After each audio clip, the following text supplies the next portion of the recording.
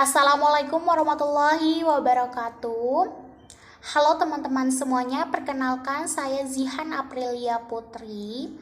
Saya mahasiswi dari Fakultas Ekonomi dan Bisnis, Manajemen S1 Universitas Pamulang.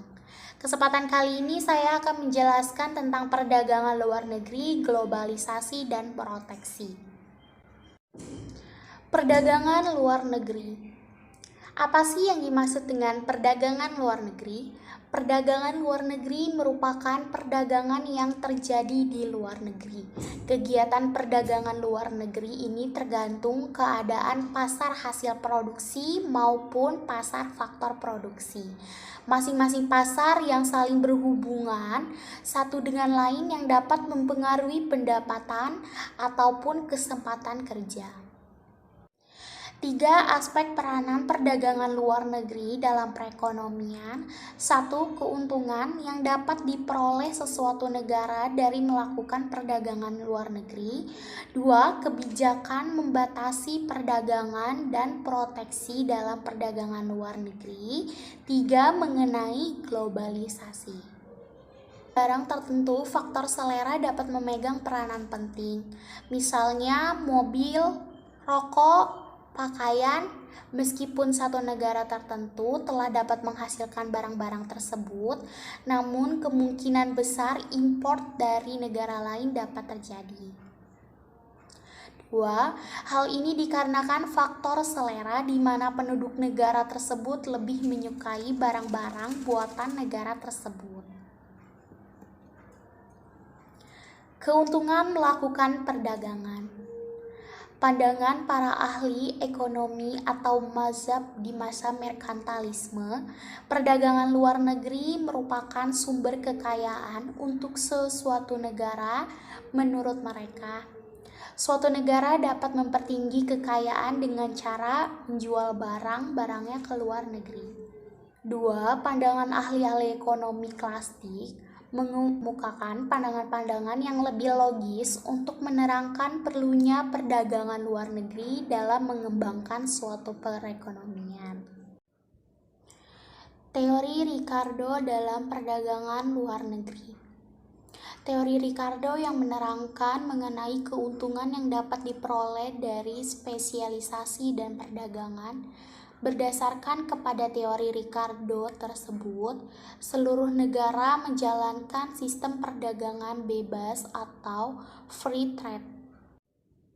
Perdagangan bebas. Apa yang dimaksud dengan perdagangan bebas? Perdagangan bebas merupakan sistem perdagangan luar negeri di mana setiap negara melakukan perdagangan tanpa ada halangan perdagangan. Proteksi dan pembatasan perdagangan. Pengertian proteksi dan tarif. Apa yang dimaksud dengan proteksi? Proteksi merupakan perlindungan dalam perdagangan atau industri. Tujuannya untuk melindungi industri dalam negeri dari persaingan barang impor. Hal ini misalnya dapat dijalankan dengan tarif, kuota, dan sebagainya. Apa yang dimaksud dengan tarif? Tarif adalah pembebanan pajak atau custom duties terhadap barang-barang yang melewati batas suatu negara. Keuntungan dari spesialisasi dengan menggunakan contoh angka. 1. Faktor-faktor produksi akan dapat digunakan dengan lebih efisien. 2. Penduduk negara itu akan dapat menikmati lebih banyak barang-barang. Penggolongan tarif digolongkan menjadi 3, yaitu bea ekspor, bea transito, dan bea import. Bea ekspor merupakan pajak atau bea yang dikenakan terhadap barang yang diangkut manusia ke negara lain. 2. Bea transito, pajak atau bea yang dikenakan terhadap barang-barang yang melalui wilayah suatu negara dengan ketentuan bahwa barang tersebut sebagai tujuan akhirnya adalah negara lain. 3. Bea import, pajak atau bea yang dikenakan terhadap barang-barang yang masuk dalam custom area tersebut atau suatu negara dengan ketentuan bahwa negara tersebut sebagai tujuan akhir. Bentuk-bentuk proteksi ada 4, yaitu pengenaan tarif, kuota, pelarangan impor, dan subsidi. Dengan adanya subsidi, produsen dalam negeri bisa menjual barangnya lebih murah sehingga bisa bersaing dengan barang impor. Proteksi dan pembatasan perdagangan adalah kebijakan pemerintah dalam membatasi atau mengurangi barang-barang impor. Halangan perdagangan dapat dibedakan kepada 4 jenis, yaitu 1. Tarif dan impor, 2. Kuota pembatasan impor, 3. Hambatan perdagangan bukan tarif, 4. Pembatasan penggunaan valuta asing. Perdagangan luar negeri sudah kita bahas, lanjut kita membahas tentang globalisasi dan pertumbuhan ekonomi. Apa yang dimaksud dengan definisi globalisasi? Adalah suatu konsep yang sering dinyatakan orang pada masa ini, tetapi menyatakan dan membahasnya mempunyai pengertian yang berbeda mengenai konsep tersebut. Globalisasi dapat didefinisikan sebagai peningkatan dalam saling ketergantungan dalam keadaan dan kegiatan ekonomi di antara berbagai negara di Indonesia. Faktor-faktor yang mewujudkan globalisasi ada 5. 1. Perkembangan politik dunia. 2. Semakin pentingnya praktek pasaran bebas. 3. Perkembangan perusahaan multinasional. 4. Berkembangnya investasi keuangan ke berbagai negara. 5. Ada kemajuan teknologi dalam bidang teknologi informasi dan pengangkutan. Kebaikan dan keburukan globalisasi. Mari kita bahas kebaikan globalisasi. 1. Produksi dunia dapat ditingkatkan. 2. Meningkatkannya kemakmuran masyarakat dalam suatu negara. 3. Meluaskan pasar untuk hasil produksi dalam negeri. 4. Dapat memperoleh lebih banyak modal dan teknologi yang lebih baik. 5. Menyediakan dana tambahan. Apa keburukan globalisasi? Keburukan globalisasi dapat menghambat pertumbuhan sektor industri manufaktur. 2. Memperburuk keadaan neraca pembayaran. 3. Sektor keuangan semakin tidak stabil. 4. Memperbudak prospek pertumbuhan ekonomi panjang. Itulah kebaikan dan keburukan dari globalisasi. Globalisasi menurut beberapa ahli. Ahli yang pertama, menurut Malcolm Waters, globalisasi adalah sebuah proses sosial yang berakibat bahwa pembatasan geografis pada keadaan sosial budaya menjadi kurang penting yang terjelma di dalam kesadaran orang.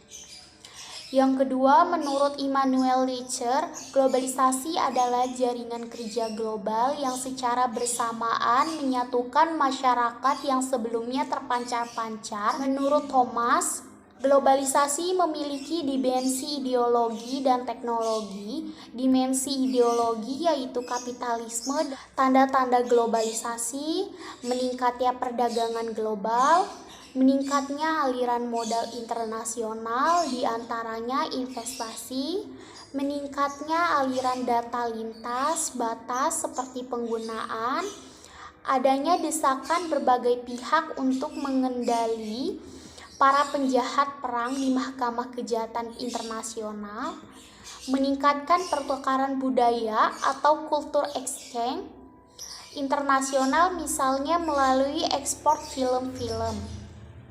Menyebar luasnya paham multikulturalisme dan semakin besarnya akses individu terhadap berbagai macam budaya, meningkatnya perjalanan dan turisme lintas negara, berkembangnya infrastruktur telekomunikasi global, meningkatnya aktivitas perekonomian dunia yang dikuasai. Dampak dari globalisasi yang pertama adalah ekonomi, yaitu terbentuknya masyarakat global yang tidak lagi tergantung batas-batas wilayah. Dalam globalisasi bidang ekonomi telah terjadi perdagangan internasional, pasar bebas, dibentuknya kerjasama regional, bilateral maupun multilateral. Berdirinya organisasi World Bank, World Trade Organization, dan Asian Free Trade Area, dan lain-lain.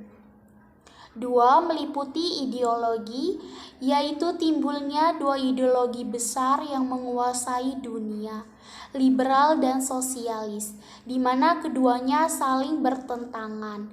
Ideologi liberal menganut paham kebebasan. Ideologi liberal menganut paham kebebasan untuk tiap individu. 3. Meliputi politik, yaitu pengaruh globalisasi pada sistem politik di berbagai negara. Argumentasi bagi diberlakukannya globalisasi atau free trade. Secara teoritis, perdagangan bebas mengarah pada produktivitas dan pendapatan tinggi bagi produsen dan sosial utility yang lebih tinggi bagi konsumen. Perdagangan bebas mengoptimalkan penggunaan sumber-sumber daya untuk memproduksi barang melalui spesialisasi. Utilitas konsumen maksimum karena harga barang dalam perdagangan bebas lebih rendah. Perdagangan bebas mendorong adanya persaingan antar negara sehingga menjadi lebih efisien daripada isolasi. Adanya persaingan sempurna memenuhi kriteria Pareto opsional. 5. Meliputi sosial, yaitu banyaknya nilai-nilai dan budaya masyarakat yang mengalami perubahan dengan cara meniru atau menerapkannya secara selektif. Salah satu contohnya perubahan di bidang sosial, yaitu dengan hadirnya modernisasi di segala bidang kehidupan. Terjadi perubahan ciri kehidupan masyarakat desa yang tadinya syarat dengan nilai-nilai gotong royong menjadi individual. 4. Menciptakan kesempatan kerja pada industri domestik. 5. Mengurangi defisit neraca perdagangan atau balance of payment atau BOP. Ada beberapa alasan dilakukannya pembatasan perdagangan. 1. Dengan mengurangi atau mengatasi import devisa, dihemat, keeping money at home. Barang dan uang dinikmati di negara sendiri. 2. Melindungi pasar sendiri hanya bagi produsen domestik. Bisa berakibat pemanfaatan sumber daya domestik tidak efisien. 3. Dengan menyamakan harga domestik dengan harga impor, memungkinkan produsen domestik bersaing dengan luar negeri, tetapi akan mengeliminasi persaingan internasional. 4. Menciptakan kesempatan kerja pada industri. Kita sudah membahas perdagangan luar negeri, globalisasi, lanjut dengan proteksi. Apa yang dimaksud dengan proteksi? Pengertian proteksi merupakan perlindungan dalam perdagangan atau industri. Tujuannya untuk melindungi industri dalam negeri dari persaingan barang impor. Hal ini misalnya dapat dijalankan dengan tarif, kuota, dan sebagainya. Pengertian tarif adalah pembebanan pajak atau custom duties terhadap barang-barang yang melewati batas suatu negara. Dapat disimpulkan, perdagangan luar negeri merupakan perdagangan yang kegiatannya berada di luar negeri. Dalam konteks ini, cara umum akan ditunjukkan beberapa keuntungan dari perdagangan luar negeri dan secara spesifik dan dengan lebih terperinci akan ditunjukkan keuntungan yang akan diperoleh dari spesialisasi, yaitu apabila ekonomi negara dikhususkan kepada memproduksi barang yang dapat bersaing di pasaran luar negeri. Kesimpulan dari proteksi merupakan kebijakan perdagangan luar negeri yang dilakukan suatu negara yang pada dasarnya menghambat kemasukan berbagai jenis barang impor dan menggunakan berbagai alat untuk melaksanakan kebijakan perlindungan proteksi seperti pajak impor, tarif, kota, dan hambatan bukan tarif. Kesimpulan dari globalisasi merupakan pengertian dalam saling ketergantungan dalam keadaan dan kegiatan ekonomi di antaranya berbagai negara dari dunia.